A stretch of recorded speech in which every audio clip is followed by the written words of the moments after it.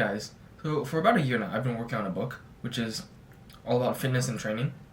I would say it's a manual of sorts.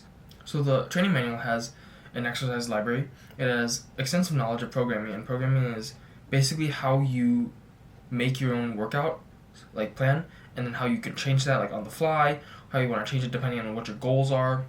So it has all that knowledge, and it has 18 sample plans included and more. So if you're interested, leave a comment below. So recently I've thought of like a concept which is having abs and also love handles. I came to this concept because I think I have this basically.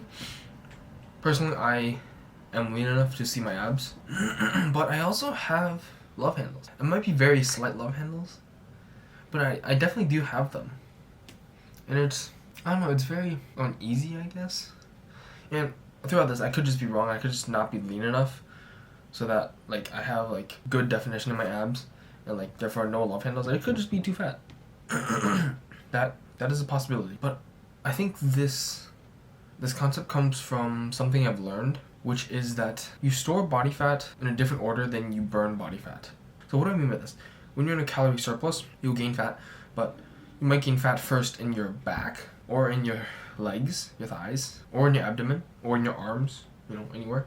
But then when you are in a calorie deficit to lose the fat, you might burn from your legs first, instead of your back. You might lose body fat from your arms first, instead of your abs. This is very independent, I think, and I didn't really think about this, and I don't think that many people are speaking about this either. It's very weird, and I could just be overcomplicating this, and I could be very wrong about this, but I think that this is true. I believe this theory because when I was in like middle school, I was overweight or I was obese, one of the two. I weighed around like 170, which is like still the highest weight I've ever weighed. So that's a lot. And I think that the fat that I gained then, because I gained so much fat that basically like the last order of where I would gain fat is in my like obliques and love handle area.